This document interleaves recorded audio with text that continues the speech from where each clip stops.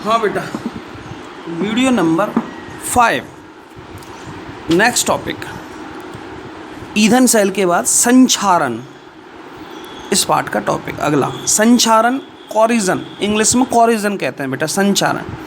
पहला question, sir संक्षारण किसे कहते हैं?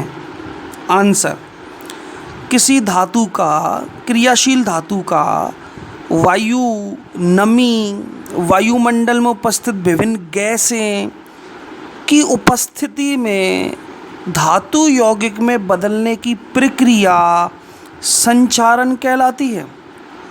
मतलब जब किसी धातु को खुला छोड़ दिया जाता है तो या तो नमी की उपस्थिति में या फिर वो वायुमंडल में उपस्थित गैसों से क्रिया करके उन यौगिकों में बदल जाती है, धातु के यौगिकों में बदल जाती है, वो प्रक्रिया धातु संक्षारण कहलाती है। तो परिभाषा क्या है कि धातु का धातु यौगिक में बदलने की प्रक्रिया संक्षारण कहलाती है। अब वो कौन कौन से धातु यौगिक में बदलती है?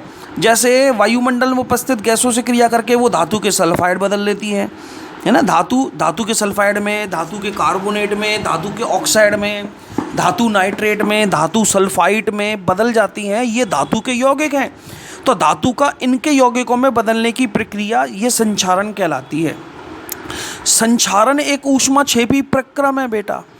जब भी धातु का धातु यौगिक में बदलता है एक रासायनिक प्रक्रम होता है, यहाँ ऊष्मा निकलती है, डेल एच का मान ऋणात्मक होता है। यह एक ऊष्माक्षेपी प्रक्रम है संक्षारण, और धातु अपने यौगिकों में बदल जाता है। दूसरा क्वेश्चन कि ये संक्षारण एक वैद्युत रासायनिक प्रक्रम है।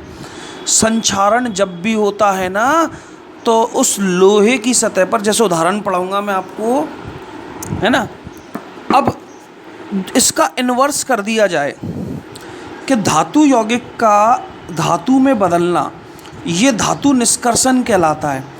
धातु यौगिक जो ज़मीन से प्राप्त होते हैं, जिनको अयस्क या खनिज कहते हैं, उनसे धातु प्राप्त करने की प्रक्रिया धातु निष्कर्षण कहलाती है।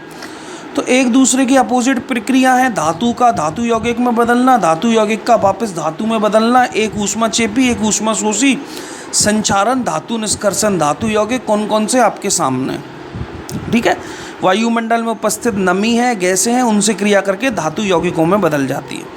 उदाहरण देखें संक्षारण के, जैसे लोहे पे जंग लगना एक संक्षारण का उदाहरण है। चांदी का काला पड़ना संक्षारण है।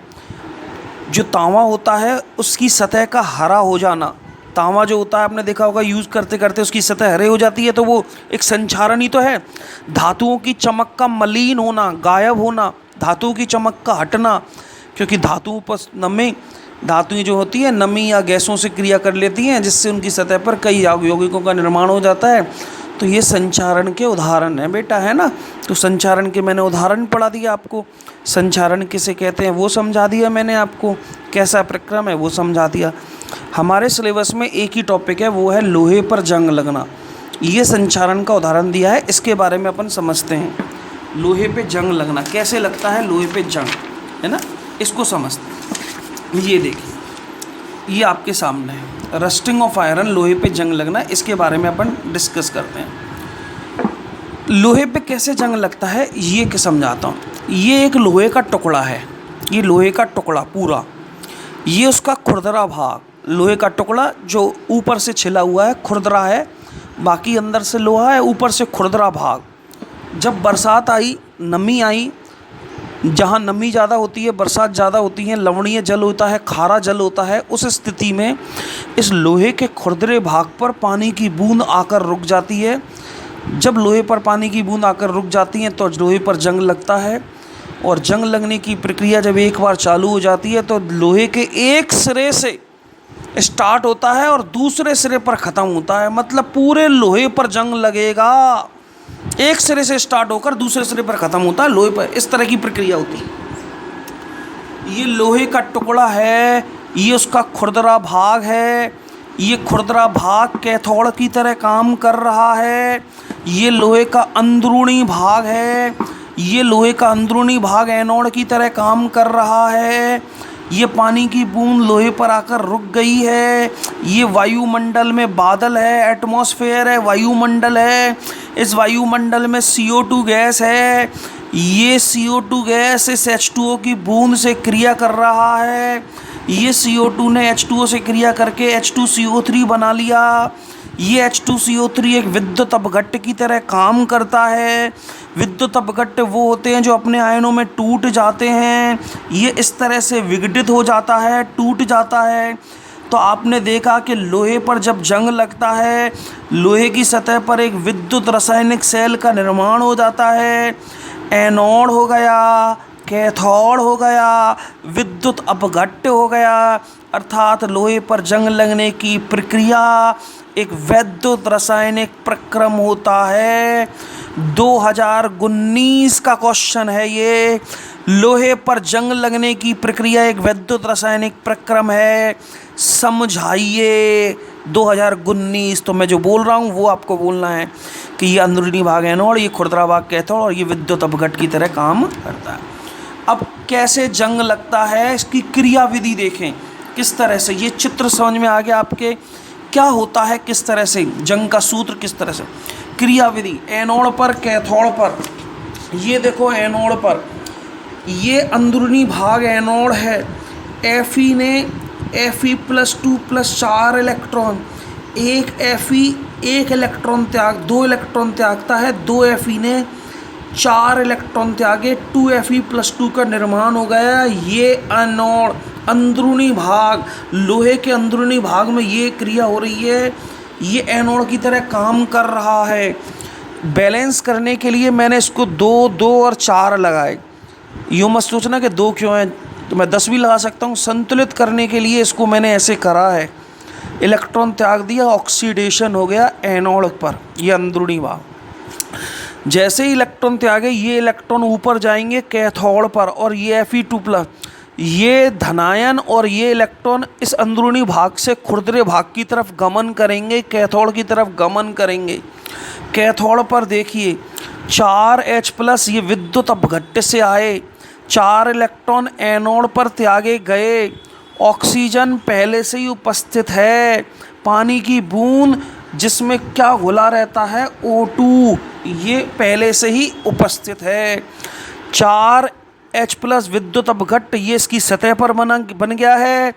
4 इलेक्ट्रॉन एनोड से ऊपर गए, O2 यहाँ उपस्थित है। दोनों की क्रिया से H2O का निर्माण हुआ, यहाँ H2O बन गया। ये एनोड पर, ये कैथोड पर।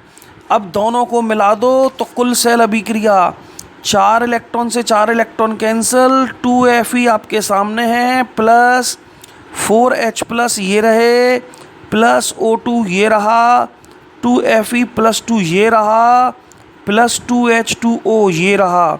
ये कुल सेल अभिक्रिया जिसको रिडॉक्स बोलते हैं। तो ये इस लोहे पर जंग लगने की कुल सेल अभिक्रिया आपके सामने दिख रही है।